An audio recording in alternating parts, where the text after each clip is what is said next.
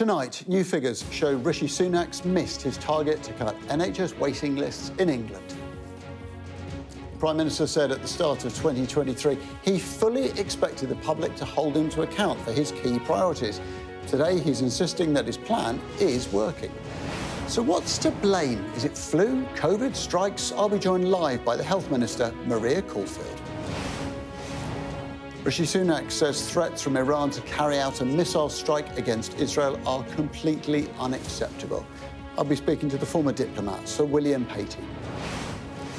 After one of Harold Wilson's closest aides reveals the former Prime Minister had a secret affair, one of the country's most high-profile political historians will tell us he thinks it's none of our business.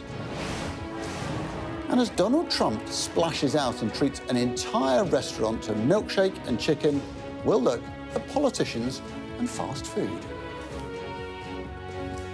Our political desserts tonight. Sonia Soda and James Starkey will be with me for the next hour.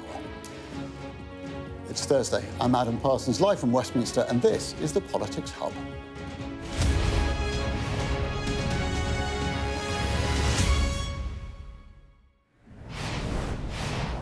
But before we get to all of that, there is huge breaking news tonight. He was at the centre of a criminal trial that gripped the world. OJ Simpson, the former American football great who was controversially cleared of double murder, has died of cancer at the age of 76. He became famous through NFL sport, but subsequently acting in films like Naked Gun. But many will remember this, when his life was overshadowed by a famous police chase and the subsequent court case that was dubbed the trial of the century. Let's get more on this now. Speak to our US correspondent, James Matthews, who joins me. James, I mean, OJ Simpson was a hugely famous celebrity, but it was that car chase, that trial, and everything that happened after it that, in a way, changed American society. I think you're right, Adam. Yeah, he was huge in the United States, certainly, because of his sporting success. A kid who grew into a major superstar in the NFL, playing in the Buffalo Bills, a running back who broke all sorts of sporting records, then became a film star. His charisma, presence, iconic status enabled him to make a smooth transition onto the silver screen, starring in the likes of Towering Inferno, the Naked Gun movies. He was at the centre of a Hertz commercial enterprise at the time. He was their main man for their television adverts. I think for the UK audience, many of us, the first we might have known about him was that car chase. It was in the early days of Sky News, of rolling news channels, and this was a live television event with news helicopters and so on over many hours following this Ford Bronco. Inside was this NFL superstar being driven by a colleague who was telling police that in the back was OJ Simpson with a gun to his head, having written a suicide note, pursued by several police vehicles. Now, the reason for that was that several days before, there had been a very gruesome double murder of O.J. Simpson's ex-wife and her friend at their property, and O.J. was wanted for the murder. Nicole Brown Simpson was killed, as was her friend Ron Goldman, stabbed. She was stabbed in the head and neck. O.J. was deemed to be the man responsible. He'd driven off to his apartment or his property. Bloodstains were found on his car. He flew to Chicago, took 4 bags with him into the limousine. Only 3 were checked in. The detectives believed that in the 4th bag was the kit he was wearing whilst he committed murder and the murder weapon. They reckon that he disposed of that in the trash. Anyway, they wanted to arrest him. He said he'd turn himself in voluntarily. They thought he would because he was so high profile in the event. He did not. He was talked down from that car chase by his old coach, who spoke to him on the phone in the car. Subsequent to his arrest, yes, there was the trial, a famous trial for us, watching it on Sky News and the like every day. It was appointment to view. For the first time, many of us were able to watch a very compulsive trial with celebrity, with gruesome detail about a very ugly murder. So this played out over many weeks, and of course there was the acquittal. We're watching it there. Johnny Cochran hugging O.J. Simpson as he thanked the jury for a not guilty verdict, a predominantly black jury. But there were key moments throughout the trial. Who can forget the glove, the bloody glove found at the murder scene? The prosecution said to OJ Simpson, put that glove on. They thought that would clinch their prosecution case, that he was the man who committed murder. In the event the glove did not fit his hand, Johnny Cochran said to the jury, if the glove don't fit, you must acquit. An iconic line from an iconic trial. And ultimately, he was acquitted. Racial overtones throughout that trial, the whole context in LA at the time, a couple of years after the Rodney King beating, subsequent riots. Race played a key factor in that trial, certainly in the defence case, who questioned to the jury, could a black man get a fair trial when he was charged, accused of the murder of white people, a central plank of the defence case. So he was acquitted, but ultimately OJ would find his way into jail in 2008. He was convicted of armed robbery after entering a Las Vegas hotel room to retrieve memorabilia in the company of others, and there were weapons involved. So he spent 9 years in jail, eventually released in 2017. Latterly, he was suffering from prostate cancer. It was reported that he was in a hospice. He denied that in a social media posting, but he wasn't a well man. And as you say, Adam, today, his family have announced that he has died at the age of 76. James, thank you very much. That's James Matthews there in Washington, referring to Johnny Cochran and indeed the other lawyer that you saw there was Robert Kardashian, father, of course, Kim, Khloe and the rest of the Kardashian family. OK, we're going to turn now to matters political here in the UK, something that affects many of us, because there really is something wrong with the NHS, and that is a problem for the Conservatives. Back in 2010, as they won the general election, the British Social Attitudes Survey concluded that 70% of us were either quite or very satisfied with the performance of the health system. As recently as 2019, that approval rating was still at a rosy-cheeked 60%. Now, well, it's plummeted because fewer than 1 in 4 people is now satisfied with the NHS. That is the lowest score in the 40-year history of that survey. And when it comes to social care, it's much worse. 13% of us are happy with the service we get there.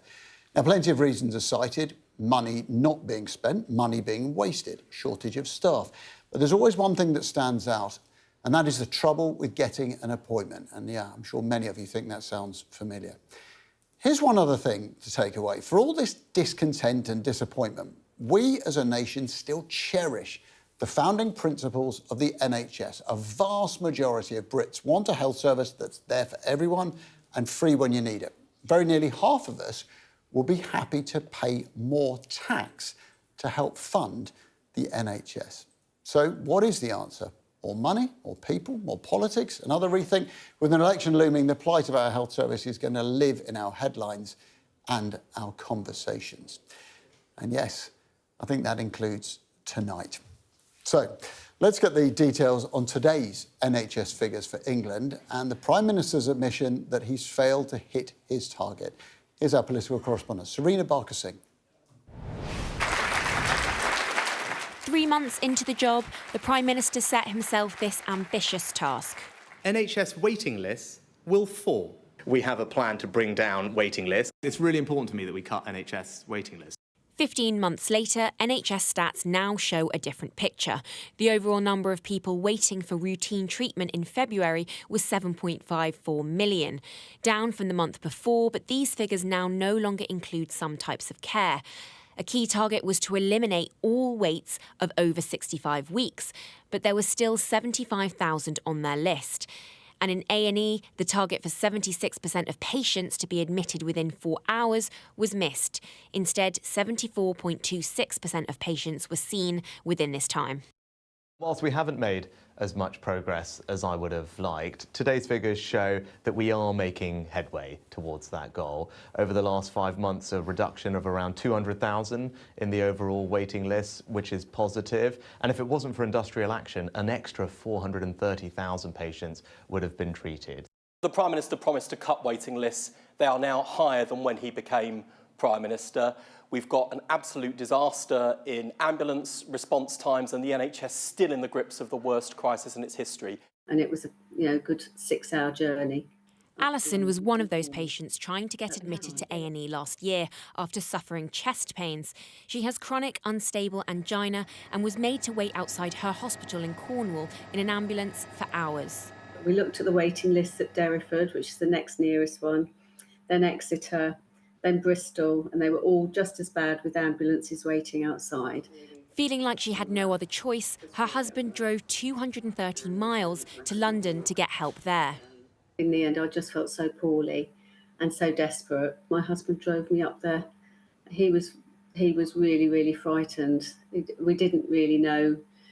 I was very poorly. He was frightened. He thought I was going to die, actually. With local elections and a general election on the horizon, the government are keen to reiterate their pledge today to cut NHS waiting lists. Labour say they will end unacceptable waits, and both parties are sounding increasingly similar on NHS reform. With no clear dividing line between the two parties, it may be that the battle now is over who the public trust on delivery over policy.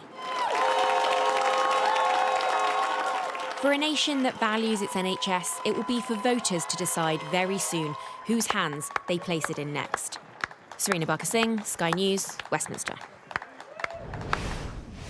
Well, the Health Minister, Mira Caulfield, joins me now in the studio.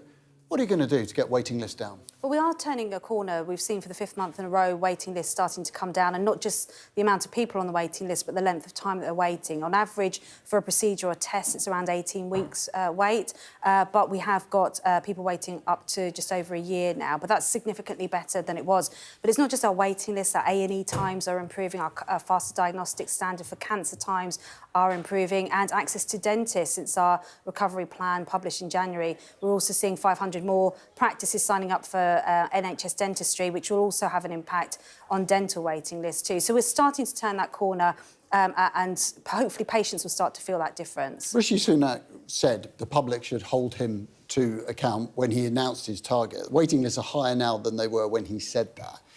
So don't the public have a right to be angry?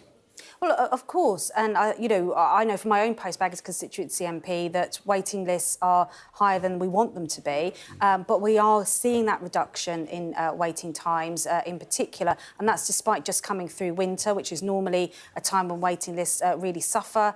We've also got strikes on our hands as well, and we know, say, for example, that in February, 36,000 tests could have been done if it wasn't for strike actions that would have come off that waiting list. So there are a number of factors that influence waiting times, but we are going in the right direction. And if you compare our results here in England to what Labour are doing in Wales, where they run the NHS there, they've got 40% higher waiting times on their waiting list compared to England. So it shows it's across the country, and it's not just here in England where we have problems. I mentioned at the start of the programme that this extraordinarily low level of satisfaction, just 24% of people, by far the lowest statistic there's ever been. When you inherited this in 2010, it was 70%.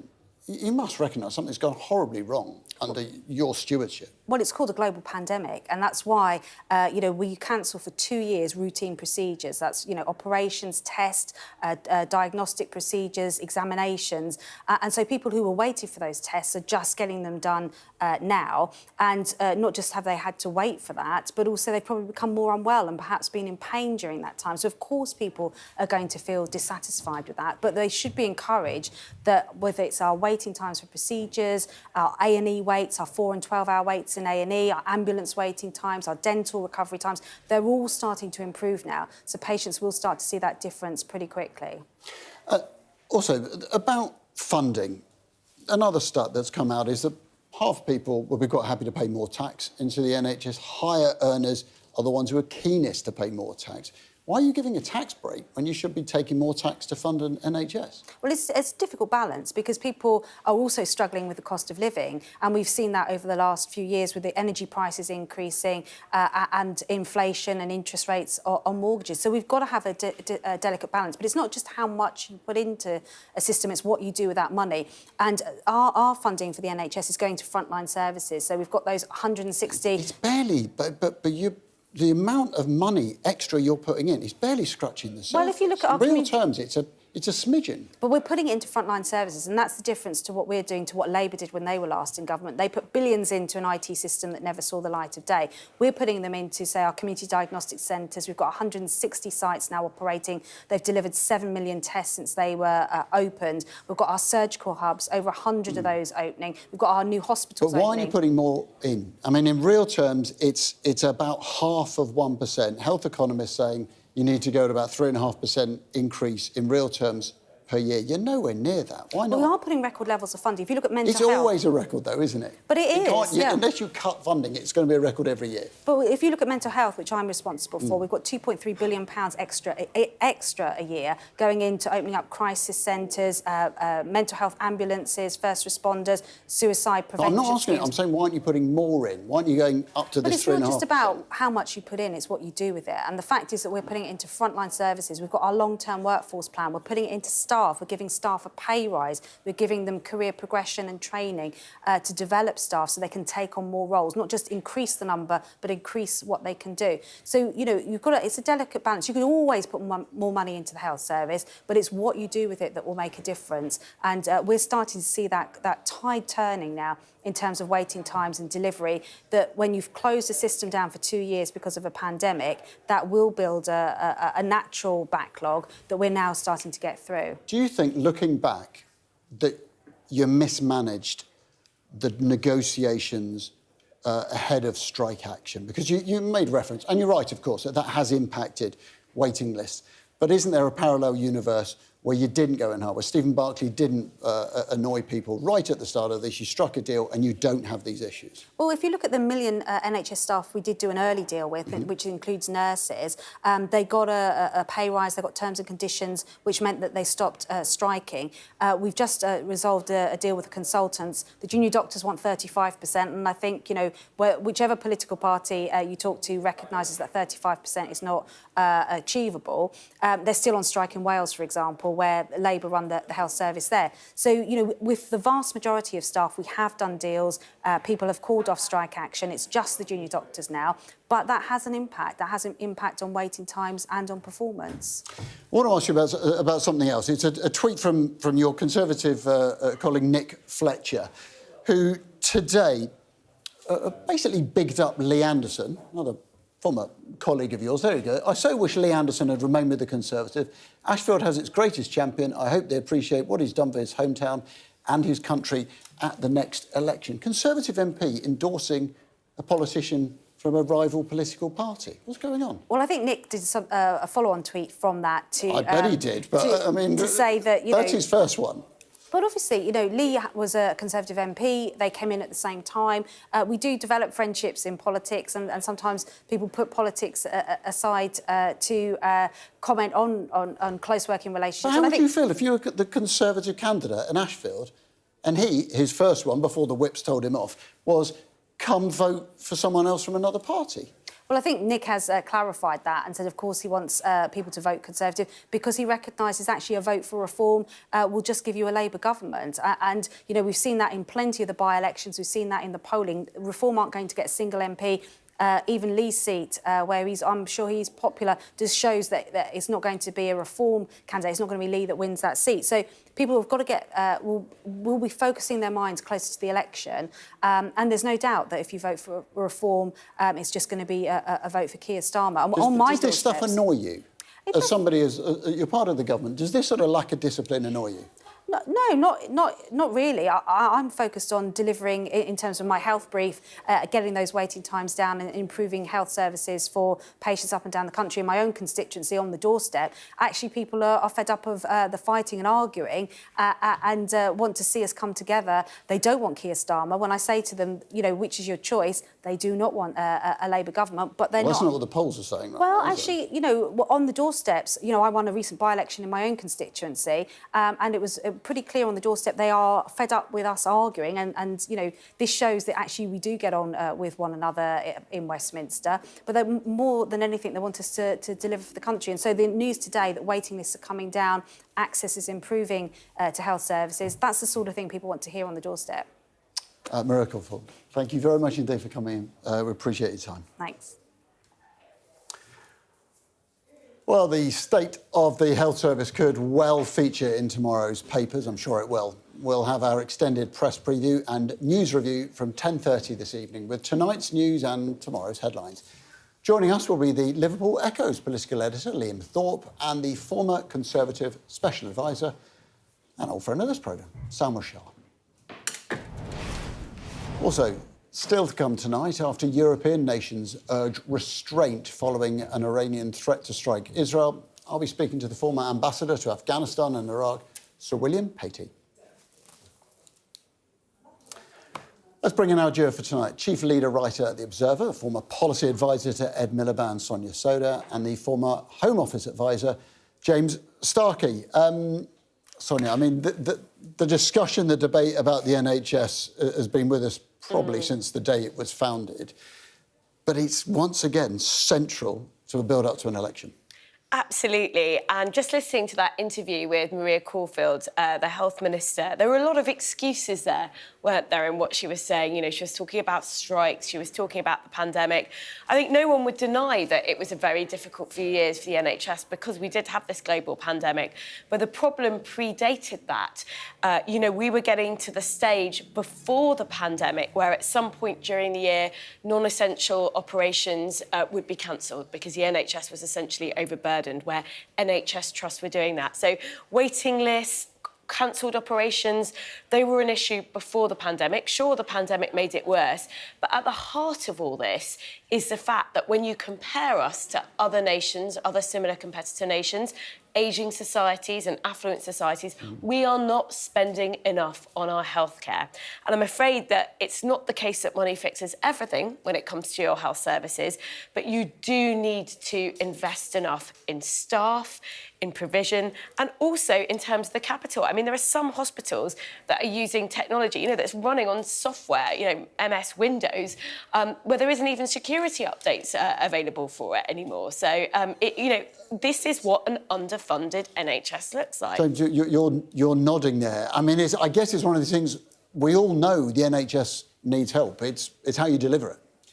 It's true, and I think this was always going to be the most challenging of Rishi Sunak's 5 pledges, because you know it's very hot. It's an all tanker. You can't change it around. It's very hard to change rounds in 6 or 12 months. So whatever you diagnose the problem as being, whether it's longer term investments, whether it's COVID, it's always going to take a significant time to change it, because as Sonia said, you're talking about. You know, I spent some time in a hospital recently, and looking around on the desk, I noticed just that the amount of paperwork, and we've seen there's potential advances that AI can bring, for example, in a whole range of the NHS. To be able to do that on current systems, to me, would seem impossible, because they just wouldn't be able to be set up for it. Do we need really blue sky thinking about how we change the NHS? And frankly, would any politician say that? So I think there are some massive challenges facing the NHS. One is it needs to be moved more from sort of being about treating sick people to, you know, the health service needs to become more about prevention. We've got an ageing society. We've got rising incidences of diseases like Alzheimer's, for example, that affect people in old age. So there's no question that there are some challenges. And then when you look at the NHS, you know, the NHS at its best is world class, but you do have incidents, particularly around maternity services, actually, some real issues around quality. None of that is to do with the structure of the NHS and how it's funded. And indeed, if you talk to independent experts, for example, from the King's Fund, the health think tank, they'll say politicians have got to, you know, there are some politicians who say we need to change up the way it's funded, we need to move to a European social insurance model. Actually, different systems, they can all work well, and it's very expensive to switch. The issue is we aren't spending enough, when, you know, you haven't got enough staff. I think it's something like there's 1 in 10, you know, vacancies across the NHS at the moment. People just aren't going to get the quality of care they need, and that has huge knock-on long-term effects, because if you're waiting and paying for a hip operation and your operation gets cancelled and you're waiting, you know, sometimes longer than 65 weeks, you're going to get other health issues as a result. Now, talking political health issues, I mean, Rishi Sunak says, hold me to account on this. He's come up with these 5 key promises. That's dangerous, isn't it? Because they're not working out that well. I mean, look, we'll see on the economy. I think he's demonstrating progress on the economy, and we'll see what happens later in the year with things like interest rates. Which the waiting lists are up, small boats are up. the immigration will be down to the Rwanda flights, frankly, and that's a competent issue. And I think, as I said, the difficult one was always going to be the NHS. It's been made harder by the strikes, but he's going to have to show some progress on it. Well, I do think that there's an extent to which he set himself these 5 targets, but actually, I think when people are voting, they don't care so much whether he's voted whether he's met the targets or not. What they really care about is what's going on in their lives, what happens when their mum gets sick and goes into hospital. On the economy, inflation may come down. Those very high prices that we saw as inflation rose, they're baked in now. The government is going to get punished for that, I think. If people see interest rates come down, they will that will be a sign that things are improving and people will feel that. Thank you. For the moment, we're going to continue this in just a few minutes, but you are watching the Politics Hub. And coming up, could we see an escalation in violence in the Middle East? I've spoken to the former ambassador to Afghanistan and Iraq, Sir William Patey. Also ahead, is there any public interest in politicians' private lives? We'll be chatting to the panel about that after Harold Wilson's secret Downing Street affair was revealed. And after Donald Trump orders 30 milkshakes for customers in a chicken shop, we'll take a look at politicians' best and worst moments with fast food.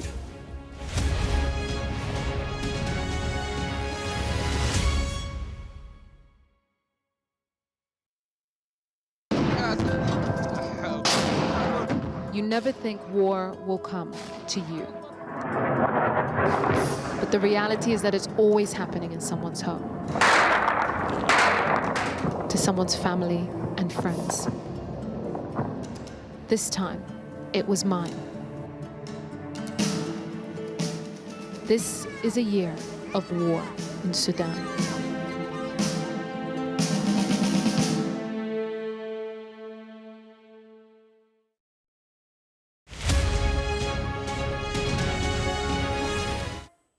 About the competition, where did this come from? Hobby horses have been around for centuries. When did it get competitive? Well, I think it's competitive across the world and in Australia. For us, we do the children's entertainment, and the inspiration is really from watching our little ones play in a piece of grass just outside the marquee where we do the children's entertainment in their spare time. And we thought, you know what, we could put on little competitions for them. So our chief executive, Karen Wood, looked across to gain on how we would run these events. And we start our first qualifier within our championships this weekend. We are a huge society nationwide with 20 areas. So different areas are running the competition where the top 3 children in each section will qualify to go towards our championships, which will be run in August. It brings the children together. If you watch them playing together, they're very inclusive and they help each other. And sort of even now, the interaction between the children before the competition is, you know, what have you called your pony? Are you going to plait it up? Is it going to have ribbons in? We've just started. This will be our first year. It's all about the children having fun. We run an event to raise money to put on our children's entertainment, and we also have some sponsors. So this is free. All the children will join in free. So it's just the free, and it could be the start of something wonderful by the sounds of it. And for those naysayers out there, it was actually proposed for inclusion at this summer's Olympics in Paris. There is a very serious hobby horse community out there.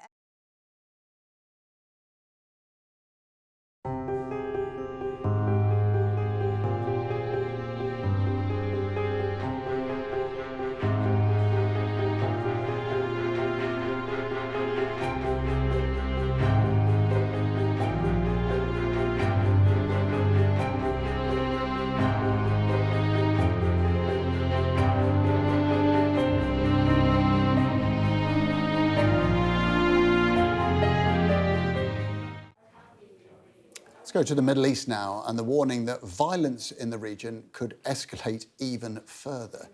The Prime Minister, Rishi Sunak, said today Iranian threats to carry out a missile strike against Israel are unacceptable. That comes after Iran promised to retaliate following the killing of 2 of its generals in a strike on the Iranian consulate in Syria. So how likely is an expansion of the Gaza war into what will be a much bigger regional conflict? Here's our international correspondent, Alex Rossi. In Ashkelon, a city on the border with Gaza, they are used to living under rockets from Hamas, but they're worried about an aerial attack from an even bigger enemy. At this bar mitzvah, a rite of passage for every Jewish boy, the atmosphere is subdued. There's drinks and jokes, but the talk is of war and security. I hope that there is nothing happened from Iran. It's very terrified. Today we celebrate our bar mitzvah, my son, and I couldn't sleep at night, always worrying all this situation, and I hope it's all over.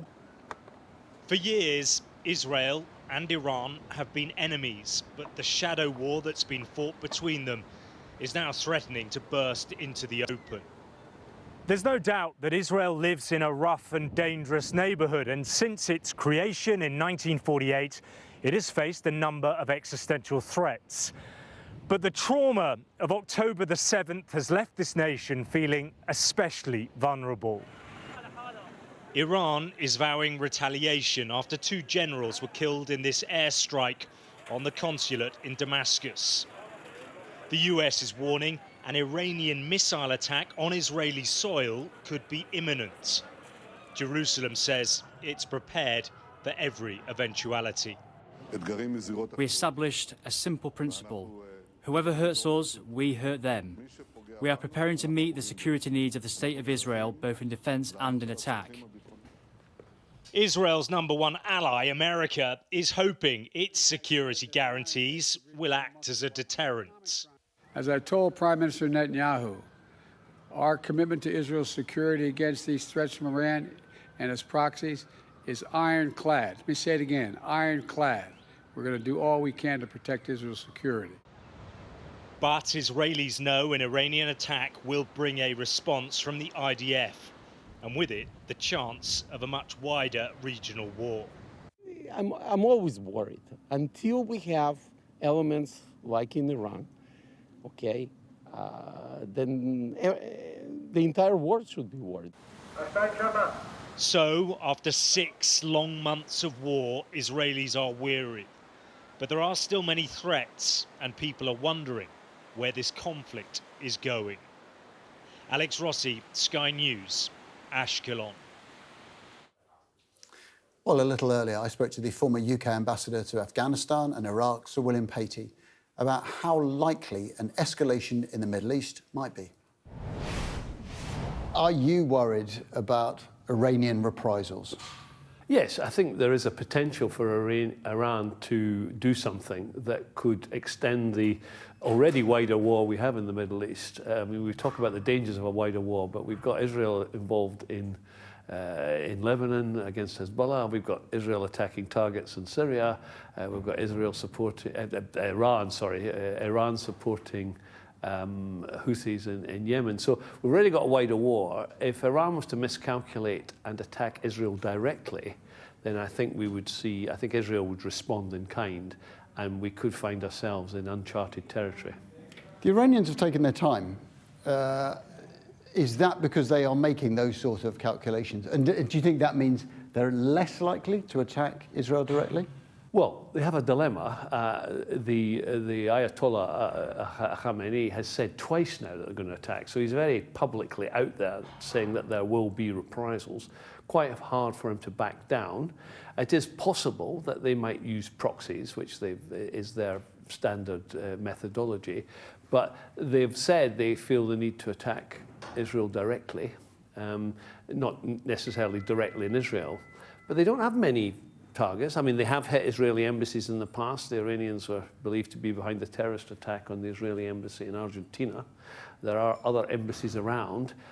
Some Iranian spokesmen have made threats against the Iranian, or criticised the Emiratis for hosting an Israeli embassy in Abu Dhabi, but that's in a tower block. I think that would be way beyond my imagination, that the Iranians would attack a tower block in Abu Dhabi just because the Israeli embassy was in there. So there is a dilemma for them. Where are the best targets for them?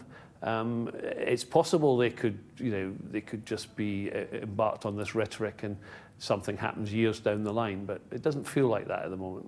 And what do you see as Britain's role right now in the swirl of diplomacy around this? Well, it's to be part of the international community's efforts to lower the tension. So talking to our Gulf allies, talking to the people like Saudi Arabia, Qatar and the UAE, to reach out to Iran, to get Iran to roll back from its position. Its difficulty is unequivocal support for Israel against Iran at a time when Israel is embarked on a campaign in Gaza, which is to many observers breaching humanitarian law. We've got cases at the ICJ, so it's difficult for Britain to maintain this unequivocal support for Israel against Iranian aggression, while at the same time criticising Israel and calling Israel to account for what's happening in Gaza. So it's about as complex a situation that you get in diplomacy. Well, you were in Iraq, Saudi, Afghanistan. I mean, all of those countries at the moment are looking at Britain offering this steadfast support to Israel. What do you think they make of their relationship with the United Kingdom? I think they understand our support for Israel, because in many ways some of those countries, Saudi Arabia and the Gulf countries themselves, are embarked on a normalization process with Israel. They have the same criticism of Israel, the same that we have. It's not helping our image in the Arab world on the street. You know, there are many Arabs who are completely disappointed. I mean, Britain has a historical legacy that I always used to get thrown at me when I was there, the Balfour Declaration, support for the Zionist project in Israel in the first place. They blame Britain for Israel's existence. So we're used to that kind of criticism. I think with the governments of the day, it's not such a problem. They realise the complexities. They see the United States as the biggest supporter for Israel. So the United States carries a bigger burden than the UK. And I think amongst governments, there is a greater understanding. On the street, then this has done nothing for Britain's image. And on that, if we'd been speaking a week ago, we would have been talking about the fury over the deaths of aid workers. Do you sense that time is beginning to quell that? I mean, I'm thinking of America's absolute resolute support, reiteration of its support for Israel just today. I think that reiteration of resolute support is more about Iran than it is about Israel. I think what they were worried about, what the Biden administration was worried about, that the reports of criticising Israel, the possibility that the United States would put more pressure on Israel to adopt different tactics in Gaza, there's a danger that Iran might have interpreted that as a lessening of a US commitment to Israel's security. So I think that was more about Iran saying, whatever we say to Israel about Gaza, don't think for 1 minute in the face of an attack by Iran that our support for Israel would be anything other than unequivocal. So I think that's what that was about. And one final thought.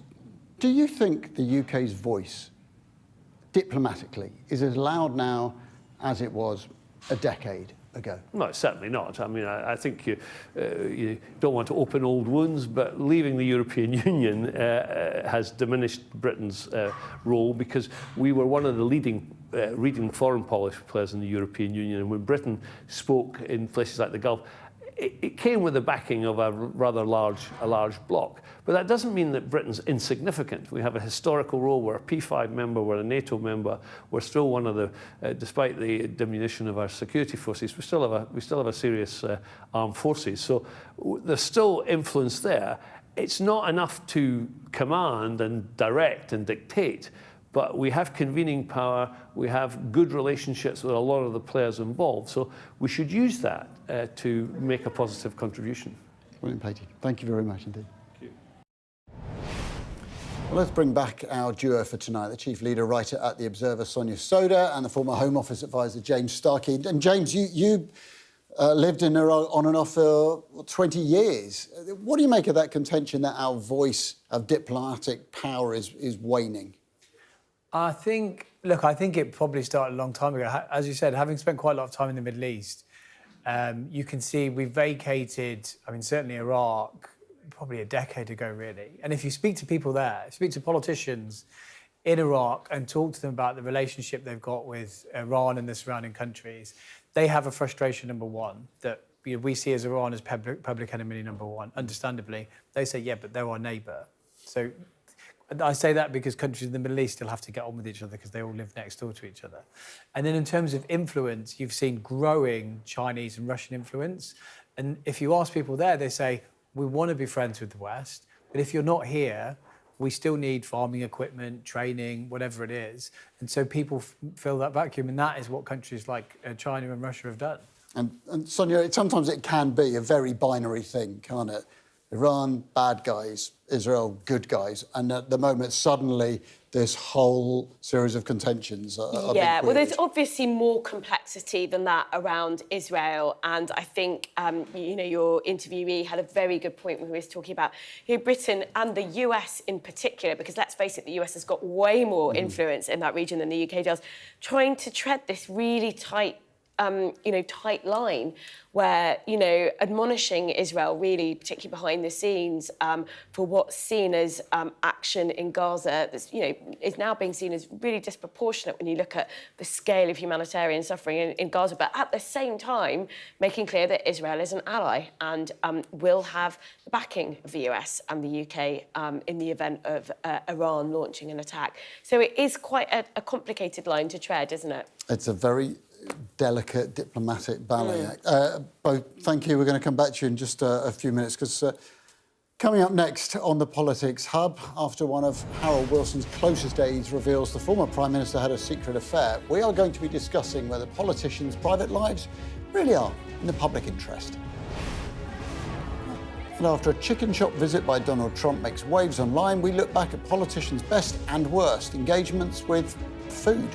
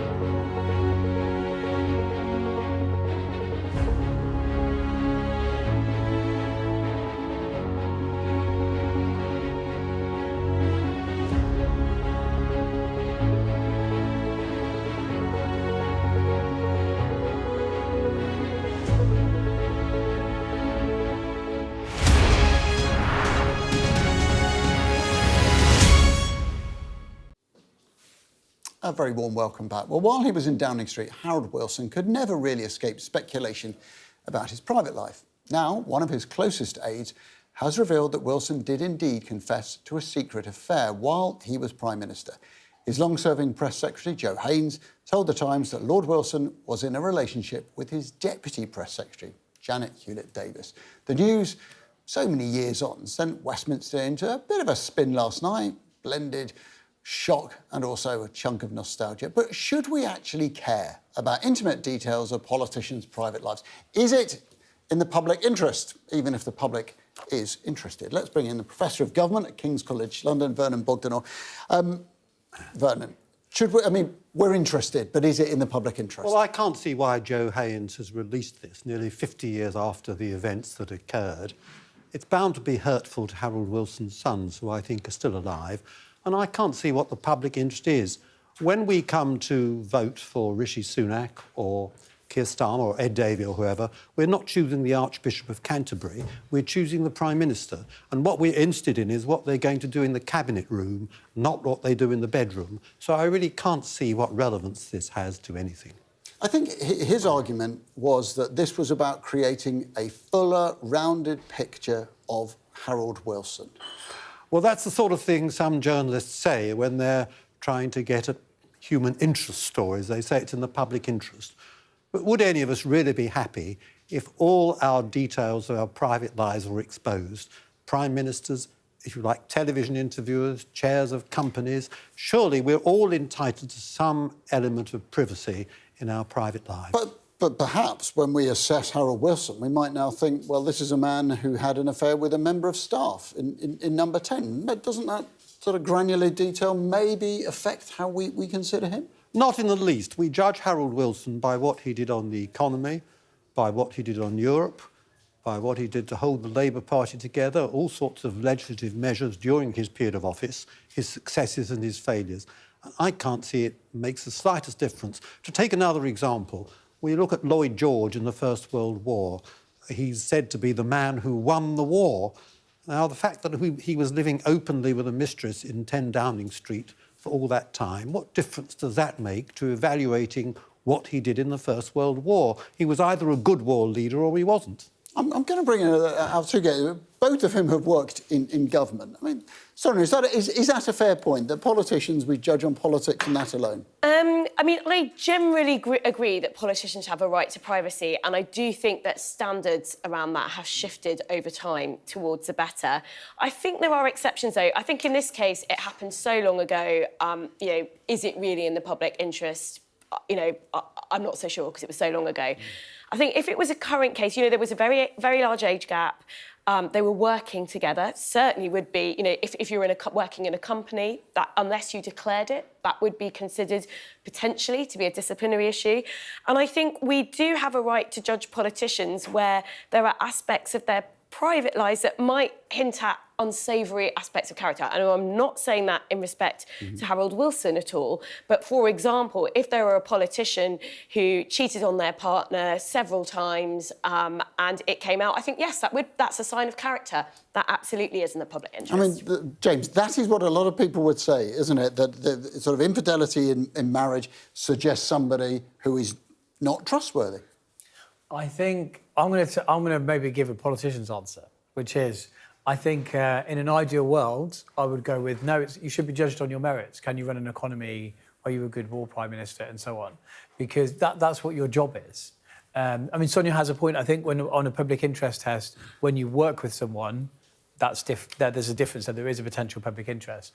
I think just broad private life in an ideal world, that would be. But that's not the reality of modern day politics. When you write a biography or do a profile piece, people are going to look for this stuff. Vernon Bogdanor, let's imagine that Joe Haynes had come out with this at the time.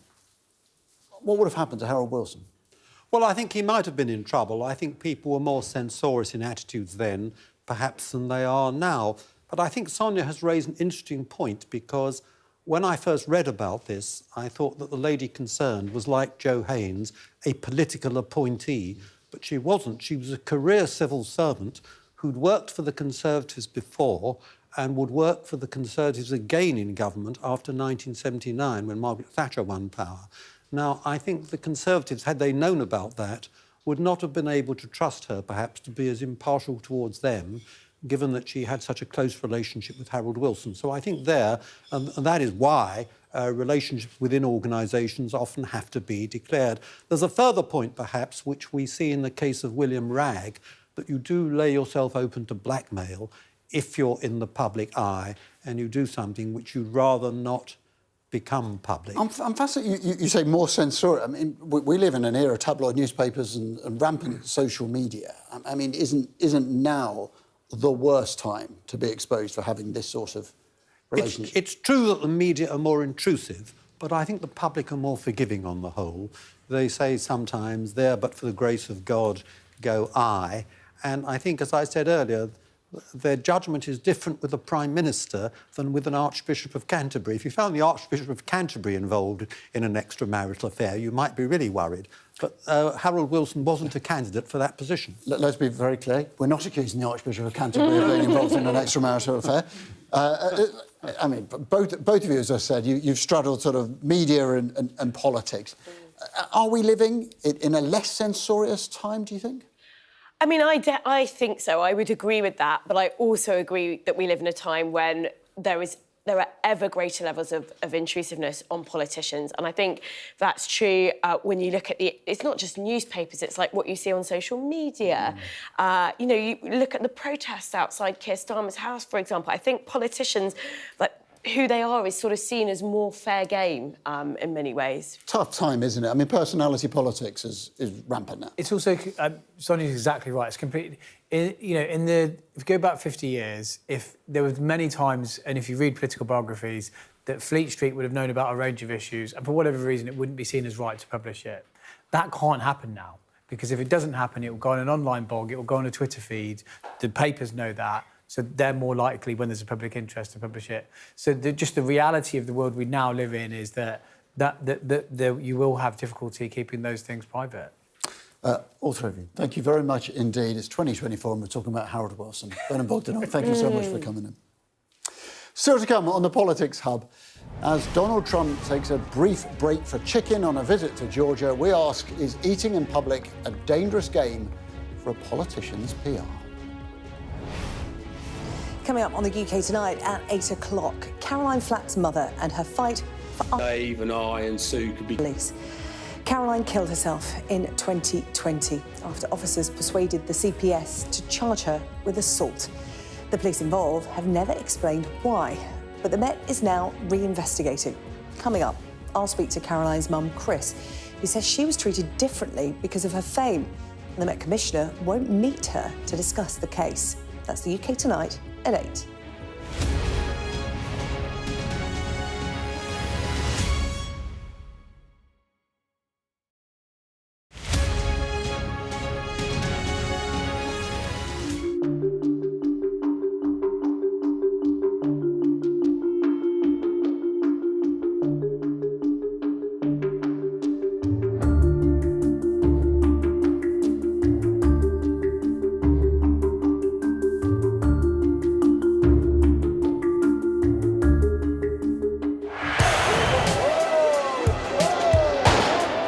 I'm Adam Parsons. I'm Sky's Europe correspondent based here in Brussels.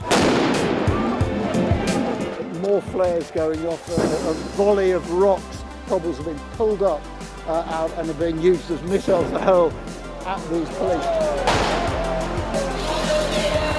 We take you to the heart of stories that shape our world.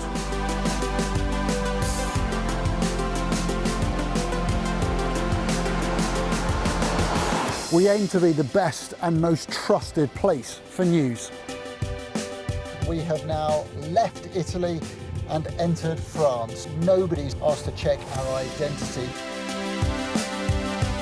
Made by people who dare to challenge. Nice to see you again, Mr. Barnier. Why? Meeting you.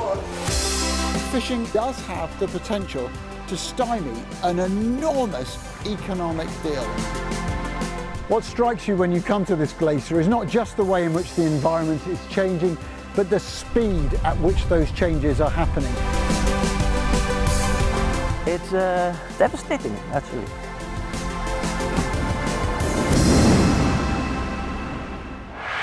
I'm Greg Milam, and I'm Sky's chief North of England correspondent.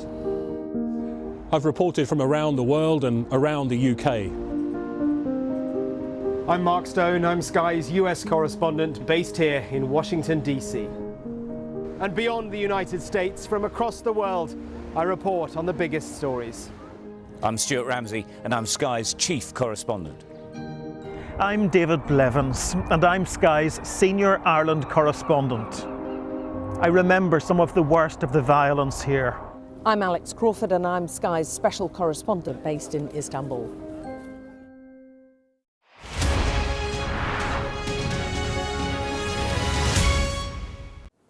Welcome back to the Politics Hub. A reminder, if you scan that QR code there on the screen, you can follow Electoral Dysfunction for the latest political analysis and a bit of fun along the way. New episode out from tomorrow morning. Do make sure you are following the show wherever you get your podcasts from. How many milkshakes is too many? That is the question I'm sure the staff at a chicken fast food restaurant in the US state of Georgia were asking. Stick with me. After an impromptu visit by Donald Trump yesterday, have a listen to this. So can I have 30 milkshakes and also some chicken? I'm going to take care of the customers. Is business good? You're making a lot of money? Everyone getting rich, right? Thanks a lot. Thank you very much. So to be clear, the milkshakes weren't just for him. The former president seems to have gone down quite well at that particular branch. Not all politicians quite so lucky when they take on fast food. Have a look at this lot. Where are we? Right.